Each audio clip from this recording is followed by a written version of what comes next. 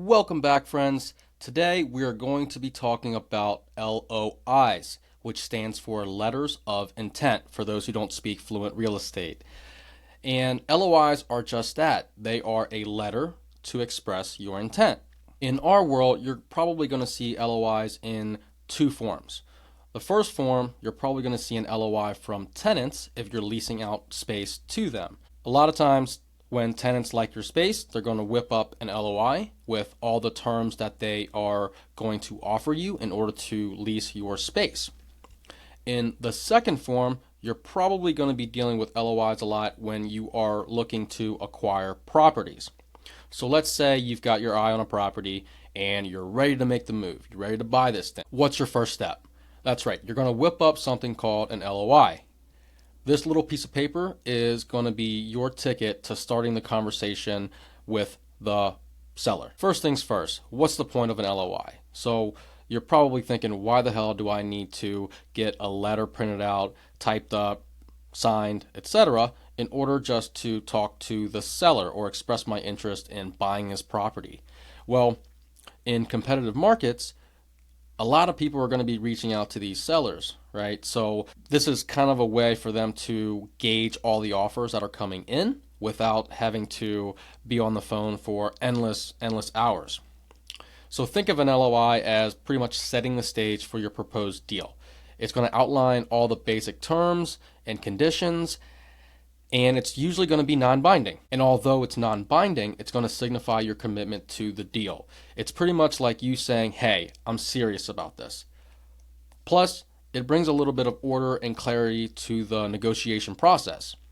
You're going to see details in the LOI like purchase price, the closing date, any terms that are being specified, and all the contingencies are going to be laid out within that letter. Personally, I think LOIs are not worth their weight on paper since it's non-binding, but a lot of people still are old school and they're going to want to see an LOI. Sometimes if the deal is screaming at you, I would just move straight to a purchase and sale agreement without even looking at an LOI. So since an LOI is non-binding, a lot of times if you have a template, you can pretty much use that yourself. However, if you've never worked with an LOI before, it's probably best for you to leave that to the attorneys in order to get the precision of all your terms and offers and contingencies out on paper. But when you're looking at an LOI, you're going to have a couple key components here. You're going to have the purchase price, which is the price you're going to offer the seller. You're probably going to have your financing structure, which is how you're planning to finance the purchase of the building, whether it be all cash, if you're just butt fuck loaded, or if you are going to go the conventional route, or if you're doing any type of creative financing in order to acquire the property. You're probably also, or you should have a section in here that's talking about earnest money, which is how much money you're going to be putting down to show the seller that you're serious. And most importantly, you're going to have some times in there. You're going to have a due diligence schedule as well as a closing schedule. So the due diligence schedule is going to spell out how much time you need to run through all the due diligence needed for the property. And then you're going to have a closing schedule, which is a closing timeline. So after you get all your due diligence stuff done, bank is cool with it, how much time after that do you need to close the property? I've also seen out there a couple people being super creative and using video LOIs. So they'll record, a 5-minute Loom video or just a video in general talking about the terms that they're willing to offer, a little bit of their background, all that jazzy shit, and then they submit it as their LOI to the broker. Now let's switch gears and talk about LOIs that are for leasing. So once again, you're going to see LOIs from tenants that are expressing interest into leasing your commercial space. Once again, they're non-binding.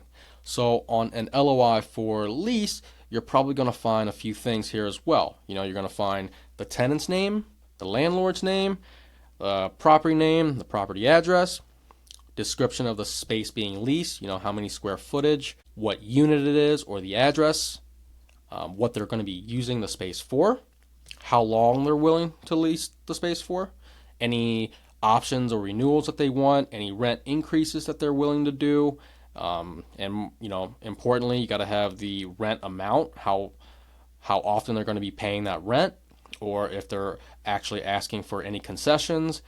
And speaking of concessions, there's probably going to be tenant improvement in there. Any TI that they're asking for or build outs, and they'll probably highlight, what type of lease it's going to be, if whether or not they're going to be covering any expenses or CAM charges. And sometimes you might see a clause in there whether or not they are willing to sublease or wanting to sublease or assign. A value tip for you guys here is that if you do tenant options, make sure that they give you a 180-day notice to allow you time for transitions so that you can avoid any vacancies. So, if they don't give you that notice within that 180-day time frame, now you can go in, be proactive, take pictures of the space, and relist it so that you can get a tenant in once this one moves out.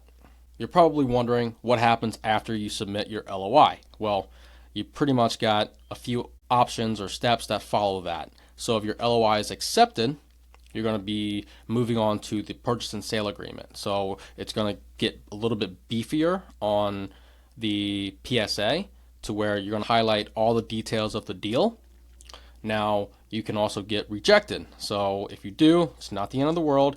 You're fine. You're not going to die. Just regroup, figure out if you can counter an offer or bring a better offer. Sometimes you never know. The original, if they go with another LOI or a purchase agreement, sometimes that could fall out and they could come back to you. Or you could get a counter offer on your LOI, and this is what typically happens here when there's a shit ton of red lines that go through the PSA.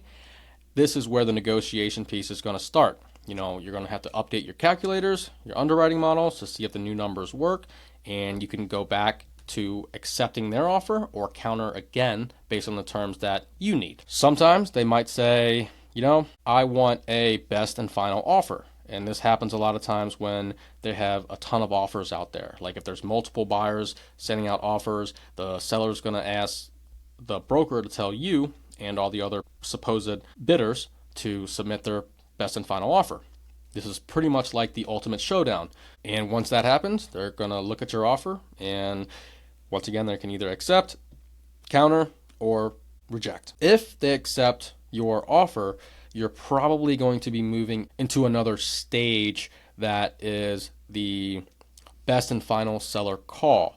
So this is where the seller is going to actually talk to you directly, and you should be expected to be grilled about your background, your experience, and your plans for the property. They want to make sure that you're going to be the right buyer and you can actually close the deal. Because the worst thing that could happen is that, they accept your offer, you're kicking tires, and for some reason you just don't close. Because at the end of the day, if that happens, they're going to be wasting like 3, 4, maybe even 6 months where they could have sold it to somebody else that they could have vetted and knew was a for sure buyer. And that's a wrap. Now I hope you have a solid grasp on LOIs and how they play a role in our acquisition phase. And until next time, Wonton out.